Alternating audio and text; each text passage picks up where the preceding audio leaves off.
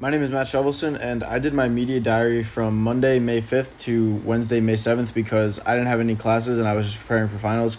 So I knew I would be using media a lot more. So let me tell you what I found. So let me analyze the patterns that I found. So for frequency, I used media in like a couple hours at a time.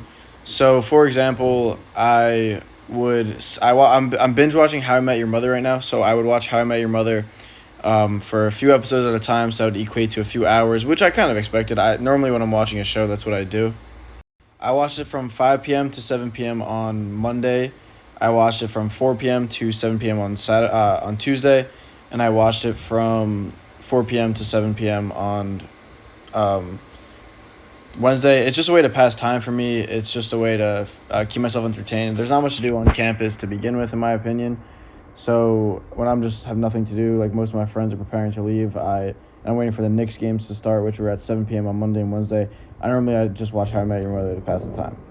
So with the frequency comes patterns. Part of my automaticity routine in the morning, I wake up and I go directly to my phone where I sit on social media for about 10 to 20 minutes, like right when I wake up, just like check news, like messages I got while I was sleeping. So that's normally what I do when I wake up. I wake up at like 10ish, 11. It literally just depends when I have class and stuff. This week I woke up at around 10 every day. The impact of my mood is great. So I'm a huge Knicks fan. So Monday, Wednesday, all I did was just get ready, prepare for the Knicks game, and it started at 7 on both days. And both games, it was literally the carbon copy, roller coaster of emotions. My favorite team was down 20, and they came back and won. So it affected my mood a lot. We were big underdogs in this series, so I was very happy. I was texting my friends by using social media. I was texting my parents by using social media, and I was looking on social media at other Knicks fans' pages, and it just got me really excited.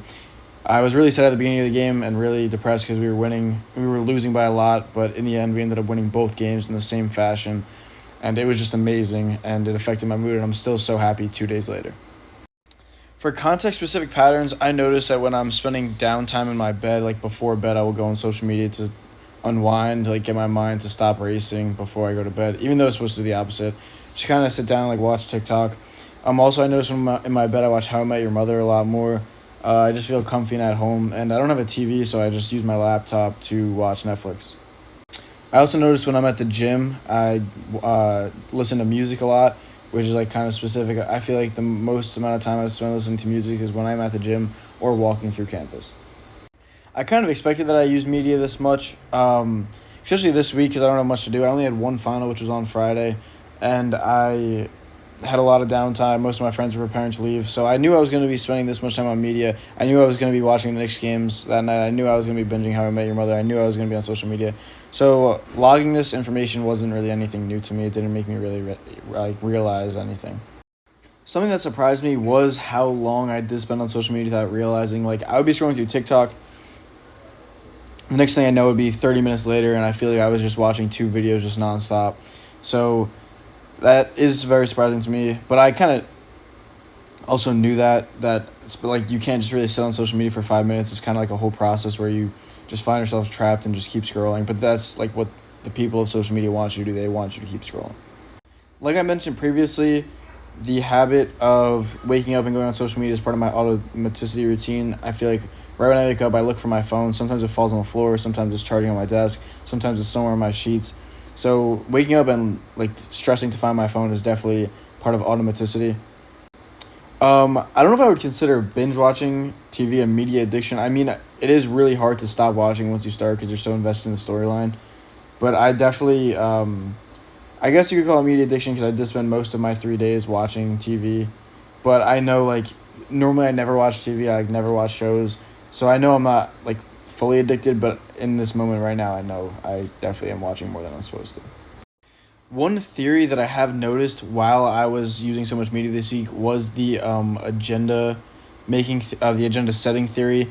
As a Knicks fan, there was an agenda that the Knicks were going to lose in 4 games, like get swept because they didn't play well against the Celtics in the regular season. But that agenda was quickly set to rest when the Knicks won the first 2 games on the road in Boston. But I did notice that there was an agenda being set throughout the whole regular season, and now there's an agenda set that the Knicks can do it. So I'm very excited for that. Overall, from this project, I knew how much media I was going to use. I kind of understood it.